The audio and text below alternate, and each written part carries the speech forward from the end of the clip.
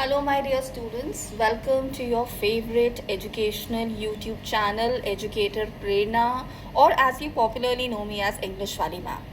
So, last week we studied a unit of our main course book, and आज हम study करने वाले हैं a question related to the writing section, and as you can clearly see, the topic is article writing.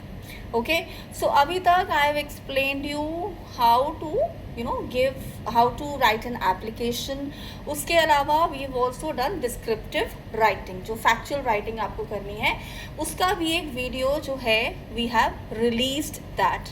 Okay, so एक बात मैं repeat करना चाहूँगी, ये जो वीडियोस हैं these are students who have English communicative as their subject, but अगर आप इंग्लिश लैंग्वेज एंड लिटरेचर के स्टूडेंट हैं, you need not worry, because English language and literature का कंप्लीट सिलेबस जो है वो हम लास्ट ईयर उसके videos already I have released. So English language and literature के स्टूडेंट हो, please subscribe to my channel, and उसी के साथ you can watch the videos जहाँ पर हमने literature all the chapters have been covered.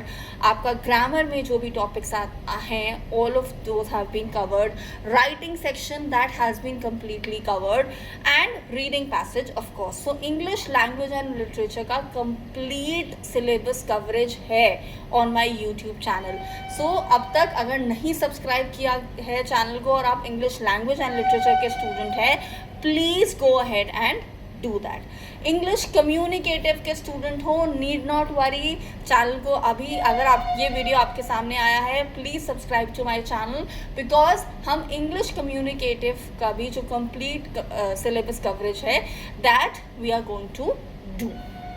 Okay, so start करते हैं आज का topic which is article writing. Now most of us would have also studied this topic in our previous class, but फिर भी we do not get good enough marks in this section. क्यों? That I'm going to explain you in today's video.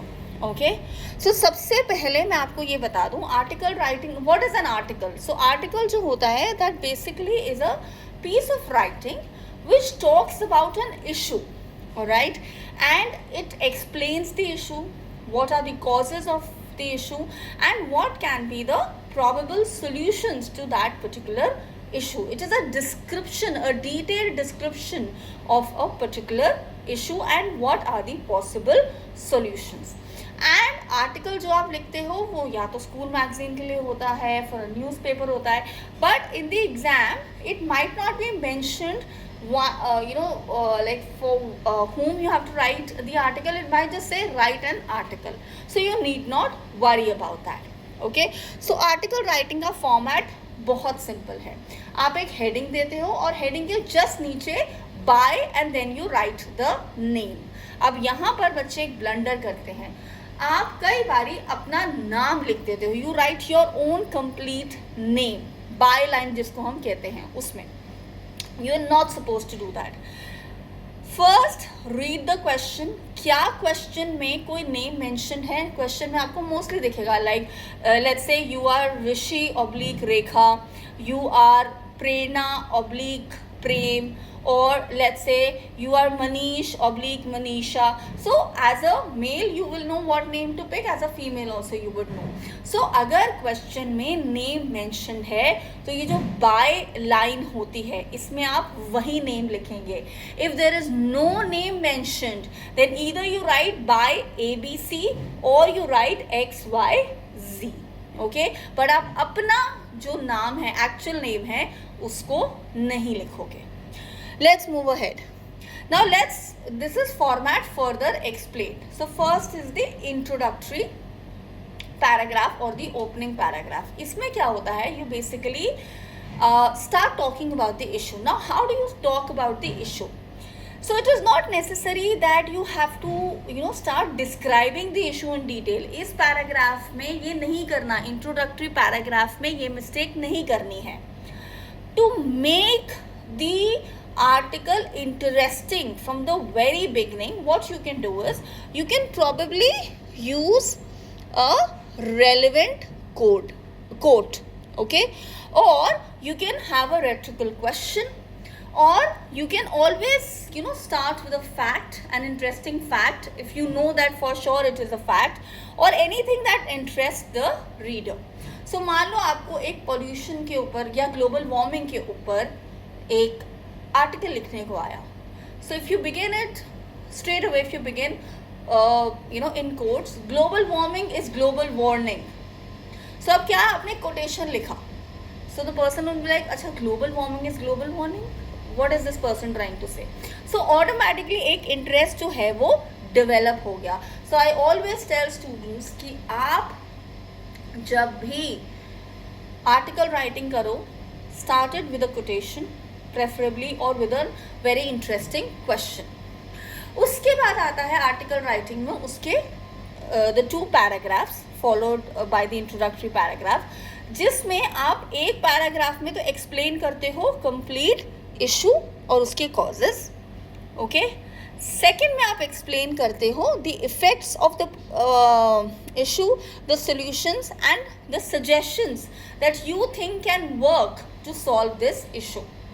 And in the concluding paragraph, how are you supposed to do it? You need to end it with a precise and pragmatic solution, summarizing the key points. Now, what does the word pragmatic means? Means a practical point. ऐसा नहीं कि कोई problem है related to education और आपने इतना impractical सा solution दे दिया that the government should install smart TVs in all villages of the school. Sorry, in all school of of all the villages. All right. So ये impractical मैं इसको क्यों बोल रही हूँ? Because first then we need to know that will the students or the teachers out there, would they be are they so digitally literate that they would know how to use those smart TVs for education? Okay, I am just giving an example है.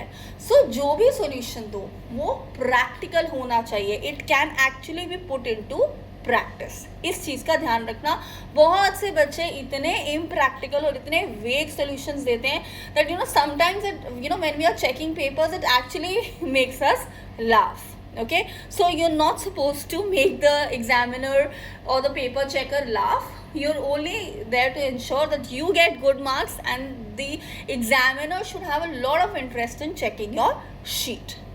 Okay, then what are the common topics? So ये हम सबको clear है कि हमारी जो main course book है उसी में से टॉपिक्स आएंगे जो हमारे यूनिट्स हैं मेन कोर्स बुक के. अभी तक हम 2 यूनिट्स कवर कर चुके हैं मेन कोर्स बुक के. First was health and medicine, second is education. और जितनी बारी मैंने आपको मेन कोर्स बुक के यूनिट्स पढ़ाए हैं, मैंने आपको हर बारी बोला है that it is very important कि आप यूनिट में जितना भी टेक्स्ट दिया गया है, जो भी स्टोरीज दी गई हैं, जो भी आर्टिकल्स दिए गए हैं, उन सबको अच्छे से पढ़ो, because that plays a major role for you to answer the questions in the exam. Alright, इसका अभी मैं आपको लाइव एग्जाम्पल दूंगी. Then you have the weightage. We know 8 marks है, so 1 is for format, 4 is for your content. जो जब मैं content की बात करती हूँ तो वहाँ पर आता है आपका accuracy and how well your content is organised. Accuracy में आता है आपका ग्रामर, आपका सेंटेंस फॉर्मेशन, आपकी spellings. Last is expression, that is how well have you explain the issue, how well have you provided the solution to the issue and how well have you summarised it. Okay, total 8 marks. So अब एक sample question लेते हैं which says laugh out loud and feel happy and fit inside out, for laughter is the best medicine. So it says laugh out loud and feel happy. Why? Because laughter is the best medicine. With stress mushrooming all around and among all ages, laughter yoga seems a great alternative way to physical and mental health. Use the cues given below along with your own ideas and those you may have gathered from the unit Health and Medicine to write an article for your school magazine in about 150 words describing the benefits of laughter yoga. Now, अगर main course book जिस condition में purchase की थी उसी condition में intact रखी है तो आप ये आंसर अच्छे से नहीं लिख पाओगे, बिकॉज आपकी यूनिट 1 में एक पूरा पेज है which is dedicated to laughter yoga. So अगर आपने वो टेक्स्ट अच्छे से पढ़ा होगा, जो मैंने आपको बोला, मैं आपको लाइव एग्जाम्पल बता सकती हूँ अभी, तो अगर वो टेक्स्ट अच्छे से पढ़ा होगा तभी इस क्वेश्चन के पॉइंट्स बना पाओगे, otherwise you will feel short of points. So इसीलिए प्लीज मेक श्योर कि मेन कोर्स बुक में जो जो टेक्स्ट दिया गया है उसको अच्छे से पढ़ो and you are able to retain that in your mind, because writing section में जो क्वेश्चंस आएंगे, लेटर टू द एडिटर है, आर्टिकल राइटिंग है, इन सब में आपको मेन कोर्स बुक के यूनिट्स जो हैं वो सबसे ज़्यादा इम्पॉर्टेंट है। ओके, सो अब जब मैं नेक्स्ट टाइम आपसे मिलूंगी, we will be doing probably a question from our grammar section. तब तक के लिए ये आर्टिकल राइटिंग जो है इसको अच्छे से समझो, और अगर अभी भी यूनिट 1 नहीं पढ़ा मेन कोर्स बुक का, then please make sure you go ahead and do that. Okay, और आप डिफरेंस देखना कि बिना यूनिट पढ़े आप कैसे आंसर करते हो और यूनिट पढ़ के आप किस तरह से क्वेश्चन को आंसर करते हो। ठीक है, I will see you all next week. Till then stay blessed. Thank you.